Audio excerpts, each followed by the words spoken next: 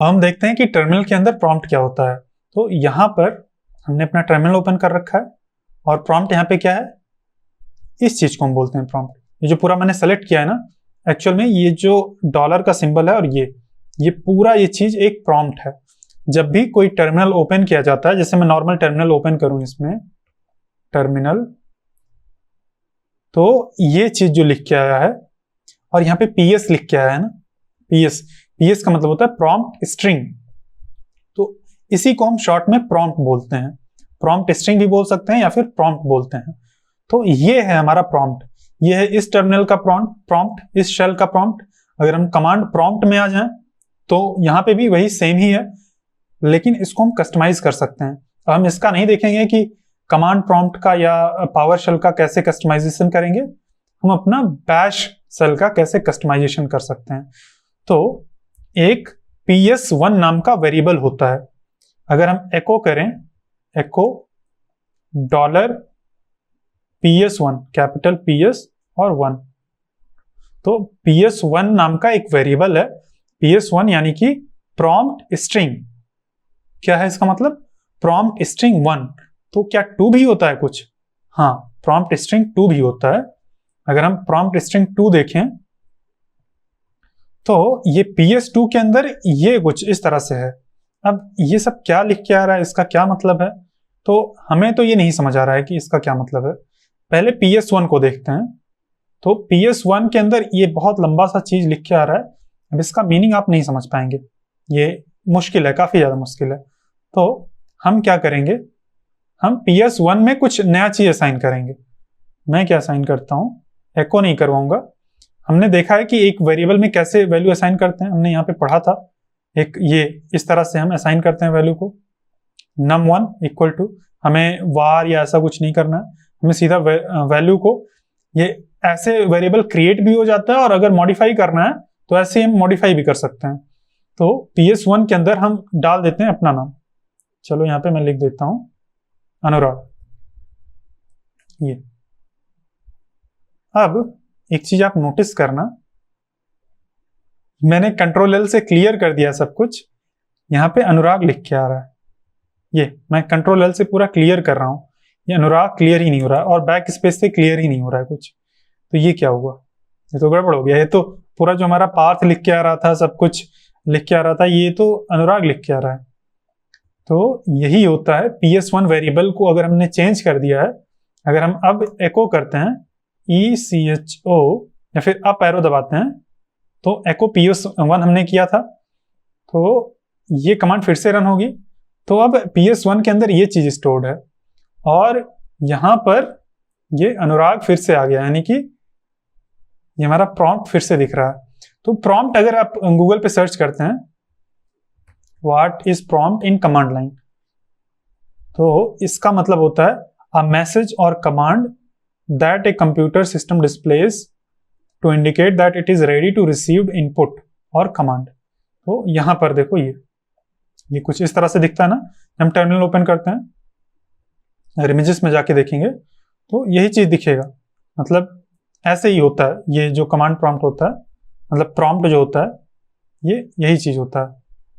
तो वही चीज हमने मॉडिफाई कर दिया, हमने तो चेंज कर दिया। जो यहाँ पे आ रहा था पूरा वो चेंज हो गया। अब क्या करेंगे, वापस कैसे आएगा, तो ये लोकल है।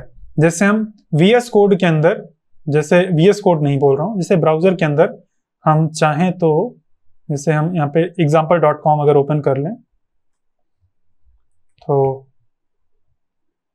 यहाँ पर हमारा जो विंडो नाम का वेरिएबल है, या चलो विंडो नाम का वेरिएबल है, इसको मैं देखता हूँ मॉडिफाई करके एम्प्टी ऑब्जेक्ट कर देता हूँ। तो अभी हमारा जो विंडो है ये मॉडिफाइबल नहीं है, ये ऑब्जेक्ट मॉडिफाइबल नहीं है। मैं मान लो कोई एरे डॉट प्रोटोटाइप, ये एरे डॉट प्रोटोटाइप, अभी इसके अंदर बहुत सारी चीजें हैं, इसको मैं मॉडिफाई कर सकता हूँ। इसके अंदर मैं 90 रख देता हूँ। ये अब अगर मैं एरे डॉट प्रोटोटाइप चेक करूंगा तो ये देखो, ये भी मॉडिफाई नहीं हुआ, ये भी एकदम से मॉडिफाइबल नहीं है। इसके अंदर के हम एक एक मेथड्स को मॉडिफाई कर सकते हैं। चलो हम इसमें इसका जो फिल्टर मेथड है उसको मॉडिफाई करते हैं। मुझे लगा था पूरा का पूरा ऑब्जेक्ट ही मॉडिफाई हो जाएगा, तो अभी मैं array dot filter equal to मैं 8 लिख देता हूं। अब अगर मैं array डॉट फिल्टर देखूंगा तो 8 रहेगा, ये 8 है। अब अगर मेरे पास कोई एरे है, एरे मान लो इसके अंदर 6 है, इसके ऊपर अगर मैं फिल्टर मेथड करता हूं तो ये 8 आ रहा है, इसको मैं कॉल नहीं कर सकता हूं। ये देखो, ये बोल रहा है कि ये filter is not a function. लेकिन अगर मैं इसको रिफ्रेश कर दूं या ये टैब बंद करके दोबारा से ओपन करूं, तो मैं अगर ये फिल्टर करता हूं तो ये बोल रहा है कि undefined is not a function. ये अब ये नहीं बोल रहा है कि filter is not a function, यहां पर हमने कोई फिल्टर के अंदर कोई फंक्शन ही नहीं पास किया। तो ये अगर हम फंक्शन पास कर देंगे तो एरर चली जाएगी, ये देखो। लेकिन अगर हम फिर से वो वाला कोड रन कर दें जहां पे हमने फिल्टर को मॉडिफाई किया तो ये कोड नहीं चलेगा। ये बोल रहा है कि ये समथिंग डॉट जो एरे डॉट फिल्टर है ये फंक्शन ही नहीं है। तो रिफ्रेश जैसे हमने कर दिया फिर ये गायब हो गया। तो ऐसे ही हम अगर इसको रिफ्रेश कर दें, कैसे रिफ्रेश करेंगे, इसको क्लोज करके दोबारा से ओपन कर लेंगे। ये देखो हमारा जो प्रॉम्प्ट वेरिएबल था वो फिर से रिसेट हो गया। तो इसको हम मॉडिफाई कर सकते हैं। अब मॉडिफाई क्यों करेंगे, ये बहुत ही लंबा सा और बड़ा सा दिख रहा है, बहुत ज्यादा सुंदर नहीं दिख रहा है। हम कस्टमाइज करके अपने अकॉर्डिंग दिखाना चाहते हैं। तो मैं यहाँ पे कुछ पेस्ट करता हूँ, मैं यहाँ पे लिखता हूँ PS1 इक्वल टू एक ये चीज पेस्ट कर देता हूँ इस तरह से। ये करके एंटर करता हूँ तो अब देखो कितना सुंदर सा आ रहा है। एक बार मैं इसमें स्पेस एक एक्स्ट्रा डाल देता हूँ तो ये देखो, ये हमारा केवल एक ही फोल्डर, हमारा करंट फोल्डर ही दिखा रहा है और काफी सुंदर सा दिख रहा है। यहाँ पर अगर हम चाहें तो एरो कैरेक्टर भी लगा सकते हैं, जैसे कि इस तरह से, जैसे जावास्क्रिप्ट में एरो होता है ना, तो ये कर दिया हमने। तो हम कुछ इस तरह से बना सकते हैं जैसा हम चाहें, मतलब इसको कलरफुल और कस्टमाइज कर सकते हैं। तो इसको हमने कस्टमाइज तो कर दिया है अभी के लिए, लेकिन जैसे हमारा ये बंद होकर दोबारा से ओपन होगा फिर से ये हमारा चला जाएगा, तो हमारा कस्टमाइज करने का कोई फायदा ही नहीं होगा।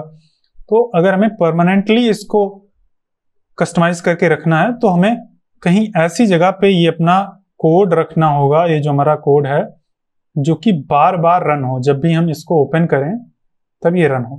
तो इस चीज को हम नेक्स्ट वीडियो में देखेंगे कि हम इसको परमानेंटली कैसे कस्टमाइज कर सकते हैं। इस वीडियो में हम अभी देखते हैं कि PS2 क्या होता है। तो एक बार मैं इसको क्लोज करके एक बार नया टर्मिनल ओपन कर लेता हूं ताकि हमारा रिसेट हो जाए प्रॉम्प्ट। अब यहां पर मैं लिखता हूं PS2 हमने लिख के देखा था। अगर मैं एको $PS2 इस तरह से हम किसी भी वेरिएबल को प्रिंट करवाते हैं। तो यहाँ पर ये चीज है, ये चीज। तो ये क्या होता है, तो जैसे हम यहाँ पे कोई स्ट्रिंग टाइप कर रहे हैं, अगर हम यहाँ पे एंटर प्रेस करते हैं तो ये चीज रिप्रेजेंट करता है PS2 को। यहाँ पे आपको दिख रहा होगा ये चीज PS2 को रिप्रेजेंट करता है। यहाँ पे हमने कुछ और टाइप करके एंटर प्रेस किया, ये देखो। अगर हम इसको कंप्लीट करके एंटर प्रेस करेंगे तो हमारा ये स्ट्रिंग जो है ये एग्जीक्यूट होगा और ये एरर दे रहा है कि इस नाम का कोई कमांड नहीं है। लेकिन ये चीज जो है वो हमारा PS2 है। इसको अगर हम कस्टमाइज करें, अगर हम PS2 इक्वल टू कुछ लिख दें, PS2 इक्वल टू हम लिख देते हैं अनुराग, यही लिख देते हैं। अब आप देखना ये बोल रहा है कि ये एरर दे रहा है क्योंकि हमें इस तरह से वेरिएबल को डॉलर जो हमें असाइन करना होता है तो डॉलर लगाने की जरूरत नहीं होती है, सीधा हम ऐसे ही असाइन कर सकते हैं। अब अगर हम कोई स्ट्रिंग क्रिएट करते हैं तो ये देखो, जब जो एरो दिखा रहा था ना वो हट के अनुराग हो गया है। ये देखो, जब भी हम एंटर मारेंगे ये अनुराग लिख के आएगा। तो इस तरह से हम PS2 को कस्टमाइज कर सकते हैं। ऐसे ही PS2 PS3 होता है, मैं इसको क्विट कर देता हूँ। PS2 PS3 और PS4 तक होता है। 3 और 4 आप चाहें तो देख सकते हैं, जरूरी नहीं है, वो सारा चीज इस कोर्स के स्कोप से बाहर है तो हम उसको अभी नहीं देखेंगे। नेक्स्ट वीडियो में हम क्या देखेंगे कि इसको हम परमानेंटली कैसे कस्टमाइज कर सकते हैं। जैसे कि यहाँ पे अनुराग जो लिख के आ रहा है ये परमानेंटली कैसे रहे। अभी अगर हमारा ये टर्मिनल बंद होके ओपन हो जाएगा तो हमारा PS2 वेरिएबल जो है वो रीसेट हो जाएगा और वो गायब हो जाएगा। यहाँ पे अगर हम दोबारा से स्ट्रिंग टाइप करके एंटर प्रेस करते हैं तो ये देखो फिर से हमारा रीसेट हो गया जैसा डिफॉल्ट था। तो इसको हम परमानेंटली कस्टमाइज करना नेक्स्ट वीडियो में देखेंगे। ये वीडियो मेरे कंप्लीट Node.js कोर्स के फ्री प्रीव्यू का हिस्सा है। अगर आप Node.js को कंप्लीटली पूरा एकदम जीरो से एडवांस लेवल तक मास्टर करना चाहते हैं तो आप हमारे कंप्लीट Node.js कोर्स में एनरोल कर सकते हैं। उसका लिंक आपको वीडियो के डिस्क्रिप्शन में मिल जाएगा।